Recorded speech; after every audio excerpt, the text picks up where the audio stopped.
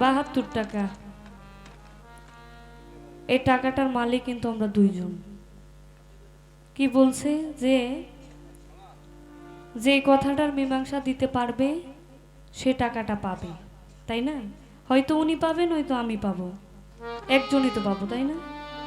তো আমি বলতে চাই, আমার বাবা আমাকে যে মা ডাকছে, মায়ের তো আর কিছু চাওয়ার থাকে না। আমার এই টাকাটা আমার ছেলে আমার তরফ থেকে আমি তাকে দিয়ে দেব। আপনারা কি বলেন?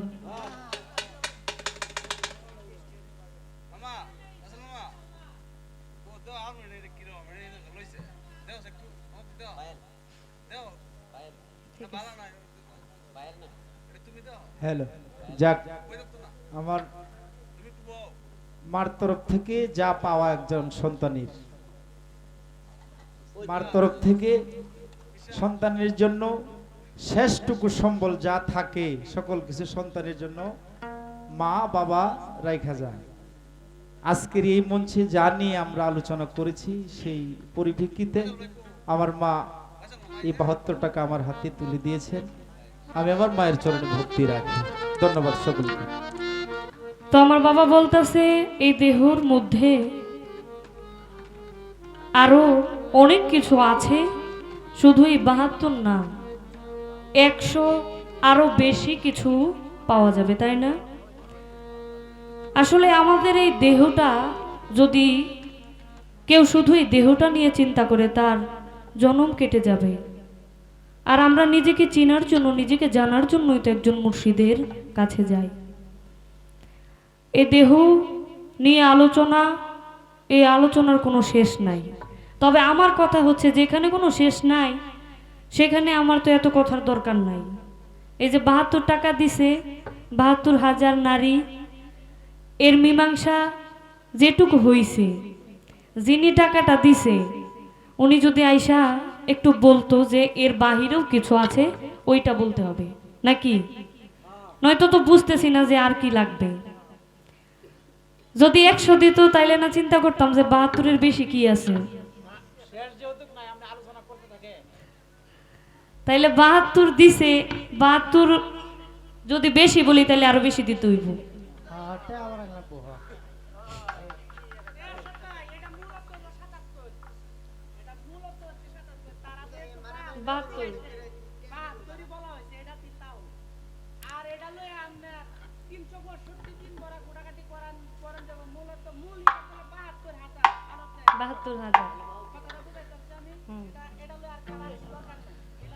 তো আসলে সবকিছুর মূলে হচ্ছে আমাদের এই মন, যেটা সবকিছুর নিয়ন্ত্রক।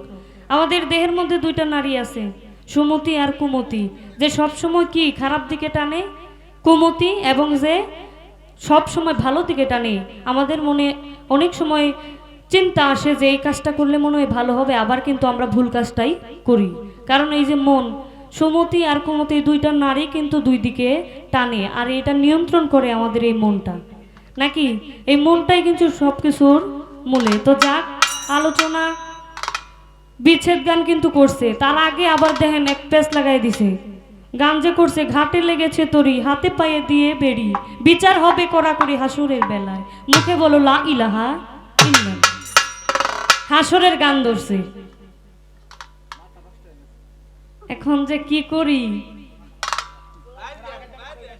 এখন কইতাছে যে আমার ওনার উস্তাদকে বাবুশ্রী সুনীল কর্মকার, আমার দাদা গুরু। এখন বর্তমানে যে আমার তো এখন উস্তাদ নাই, আমার উস্তাদ না ফেরার দেশে চলে গেছেন, সুতরাং আমার ভার এমনিতেই আমার দাদা গুরুর কাছে পড়ে যায়।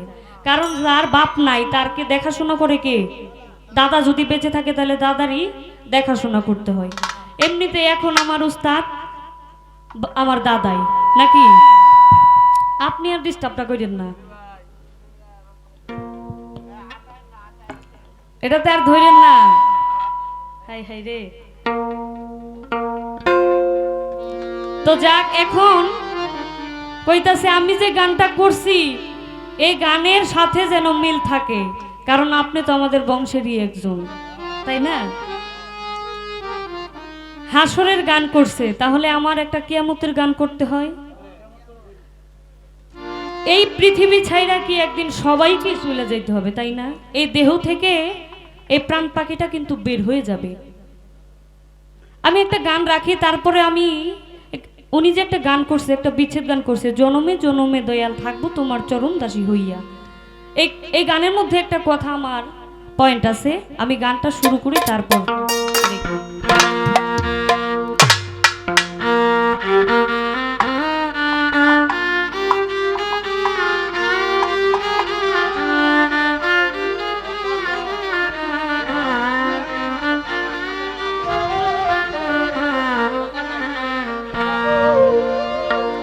না, আপনারা যদি এইভাবে বলেন তাইলে তো হবে না। কথা কম, কথা এর থেকে কম আর কি হবে? আপনারা প্রশ্নও করবেন আবার কথাও কম বলতে বলবেন, এটা আবার কেমন? আমারে বলছে দরবারের লেখা একটা গান করার জন্য, আমি লেখা গান করছি, তারপরে বলতেছে একটা বিচ্ছেদ গান করার জন্য, একটা বিচ্ছেদ গান করছি। তাহলে আমি উনি যে গানটা গাইছে এর পিছনের যে গানটা, এটা কোন সময় গান কোন? আপনারা পেছ লাগাইবেন আবার আপনারাও দুষবেন, ভালোই তো। কথা তো মাইক দিয়ে আমি কইতাছি, আপনি তো কইতাছেন না। আচ্ছা, বিচ্ছেদ গান রাখবো এখন, একটা গান রাখি যেহেতু মন থেকে উদয় হইছে, তারপর আমি বিচ্ছেদ গান রাখবো।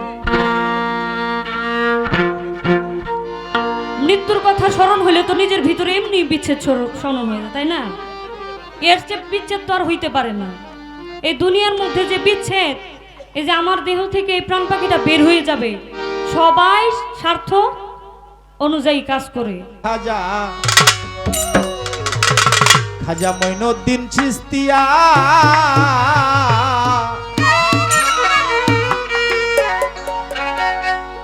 এ জগৎ করিলা পাগল আজিমিরে বসিয়া।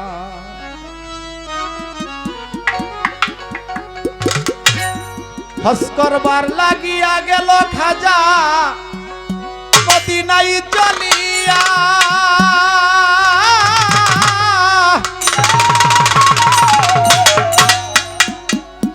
আসসালামু আলাইকুম জানাইল গিয়া খাজা, জানাইল গিয়া। ওয়ালাইকুম আসসালাম দিল রাসূল নিজে আইয়া।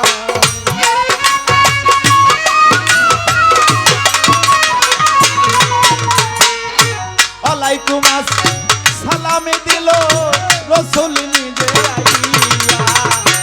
এ জগৎ করিলা পাগল আজিমিরে বসিয়া। খাজা মঈনুদ্দিন চিশতিয়া, খাজা মঈনুদ্দিন চিশতিয়া এ জগৎ করিলা পাগল আজিমিরে বসিয়া।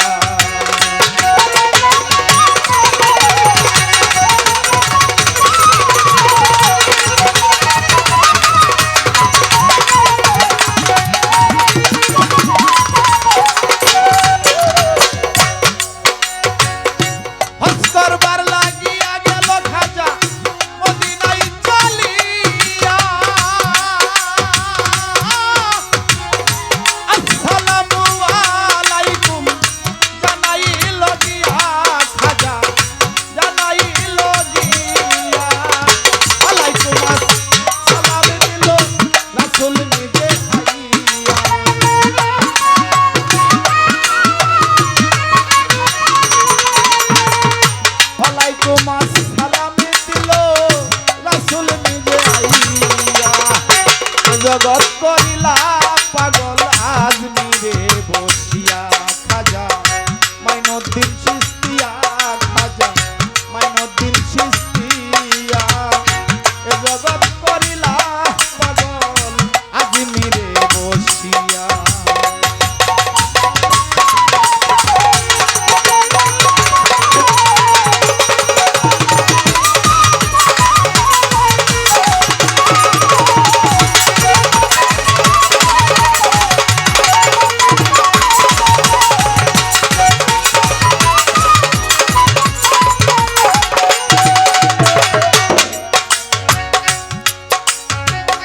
রসুল বলে ও মঈনুদ্দিন তোমারে যাই কইয়া। হিন্দুস্তানে যাও না ইসলাম প্রচারের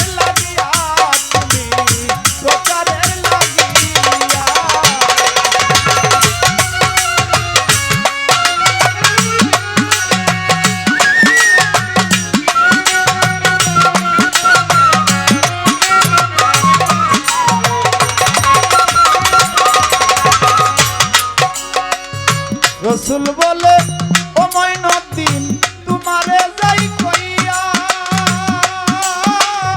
হিন্দুস্তানে যাও না ইসলাম প্রচারের লাগিয়া খাজা প্রচারের লাগিয়া দিন ইসলামের নিশানে তুমি দাও না গৌরাইয়া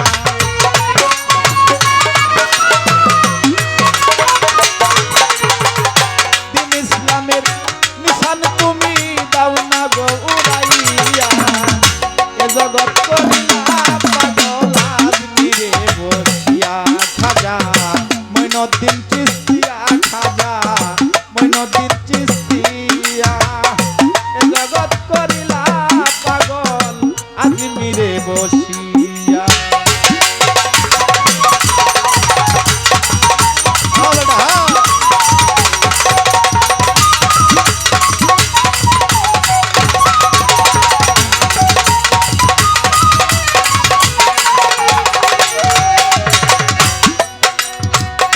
হিন্দুস্তানে যাইয়া খাজা আজান ফুকিল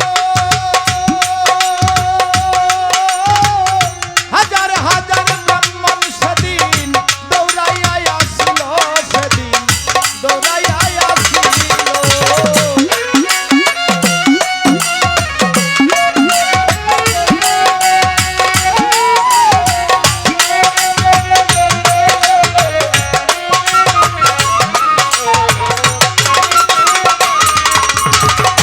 হিন্দুস্তানে যাইয়া খাজা আজান ফুকিল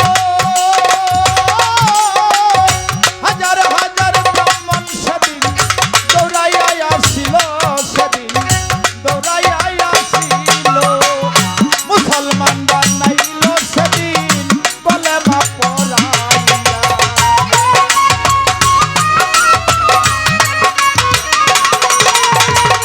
মুসলমান বানাইল সেদিন কলেমা পড়াইয়া এ জগৎ করিলা পাগল আজমিরে বসিয়া খাজা এ জগৎ করিলা পাগল আজমিরে বসিয়া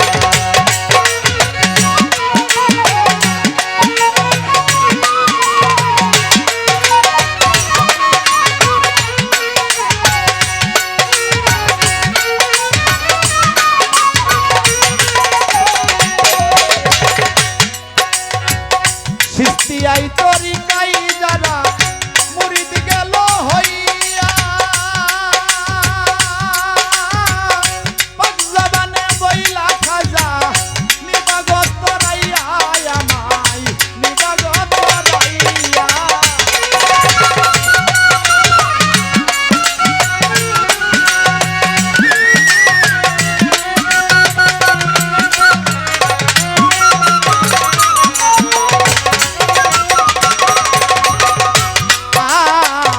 সিস্তিয়াই তরিকাই যারা মুরিদ গেল হইয়া পাকজাবানে বইলা সে খাজা নিবাগত রাইয়া আমায় নিবাগত রাইয়া জাকির মস্তান আমিও ধমে রইলাম বসে তোমার পথ চাইয়া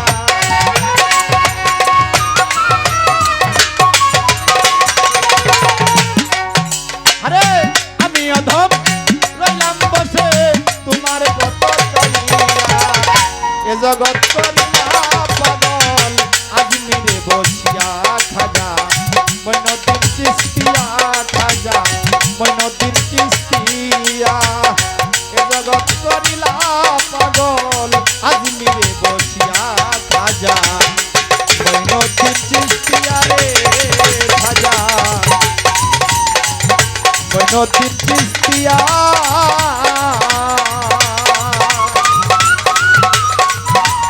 এ জগৎ করিলা রে পাগল আজমিরে বসিয়া। ধন্যবাদ।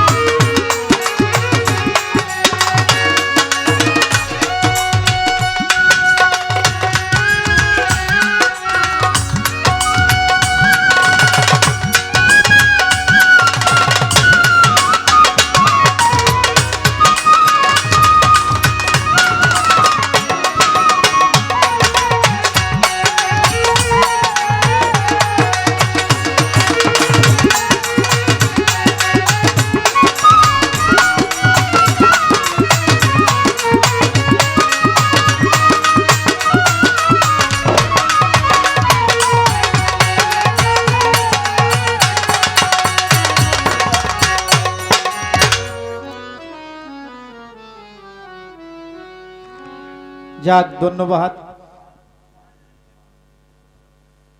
উকিল মুন্সি সাহেবের যে বিরহ বিচ্ছেদ গানটা করলেন,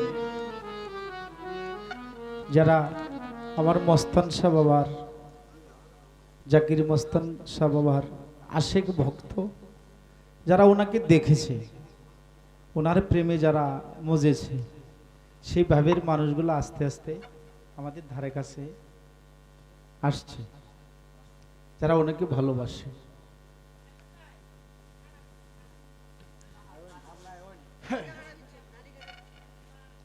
এখানে আসলে বিষয়টা হলো অত্যাধিক চমৎকার করে বিচ্ছেদ গানটা করলেন আমার মা উকিল মুন্সি সাহেবের, চমৎকার করে গিয়েছেন। তো এই ভাবের মানুষ যারা, তারাই শেষ পর্যন্ত থাকে, যারা এই যে বন্ধুর প্রেমে পুরা, তারাই এই শেষ পর্যন্ত মানুষগুলো থাকে। তো যাক, আমি বিচ্ছেদ গান করব, উকিল মুন্সি সাহেবেরই বিচ্ছেদ গান করব। তার আগে আমার মা জননী আমাকে একটা কথা রাখলেন, জনমে জনমে দয়াল থাকবো তোমার চরণ দাসী হইয়া। লাস্ট অন্তরাই বলতেছে, সাধক আবার যদি পাঠাও দয়াল মানব জনম দিয়া। বাউল সাধকেরও, বাউল খাদেমেরও এই মিনতি দরবারে রাখলাম জানাইয়া। আরেকজন সাধক বলতেছে, ভবা পাগলা যে বারে বারে আর আশা হবে না, বারে বারে আর আশা হবে না। এই দুইটা কথা একই জায়গায় সাধক বলেছেন। কিভাবে বলেছেন? এক এক ভঙ্গিমায় বলেছেন। বাবা পাগলা যে বলেছেন বারে বারে আশা আর আশা হবে না, সাধকের একটি বাণী আছে, বলতেছে যে অনেক সাধনার পর আসিয়া এই মানব কুলে 16 আনা দিবি বলে আজও দিলি না, কেন রে মন সাধুর সঙ্গ নিলি না। তাহলে মনে হয় যে অনেক সাধনার পর এই মানব জন্ম পেয়েছি। হ্যাঁ, অনেক সাধনার পর পেয়েছি না মানব জন্মটা। বাবা পাগলা বলতেছে আর হয়তো এই মানব জন্মটা বারে বারে আর আশা হবে না। আর ওই সাধক বলতেছে আবার যদি পাঠাও দয়াল, মানে দয়ালের কর্ম করে যদি আমি পরিপূর্ণভাবে সাধকের বাণীতে শুনি 7 জন্মে হয় আউলিয়া। হ্যাঁ, 7টা জন্মে হয় আউলিয়া।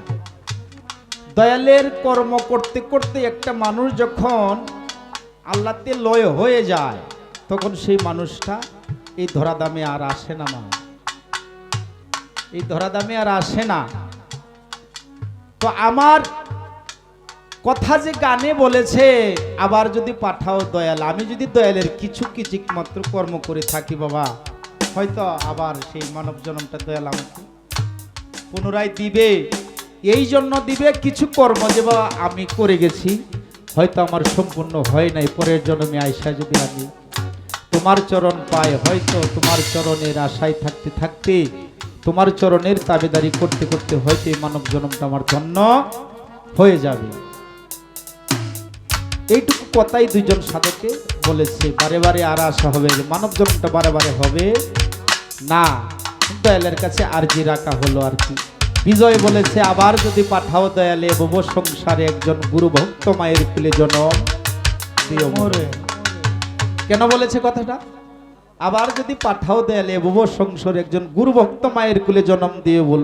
কেন বলছি কথাটা? একজন গুরু ভক্ত মায়ের কুলে যদি আমার জন্মটা হয়, আমার মা সে গুরু ভজেছে, শুরুটাই আমার এই গুরু ভজার মাধ্যমে নিয়ে আমাকে যাবে না গো। গুরু দরবারে যায়, পিতামাতা মুরিদ হইলে ছোট ছোট সন্তান তো যায়, তাই না? দেখতে দেখতে একটা মানুষ এই গুরু ভজার মাধ্যমে তার লয় হয়ে যায়। এইভাবেই আর কি সাধক এক এক পেজতে এক এক কিছু লিখছে। ধন্যবাদ।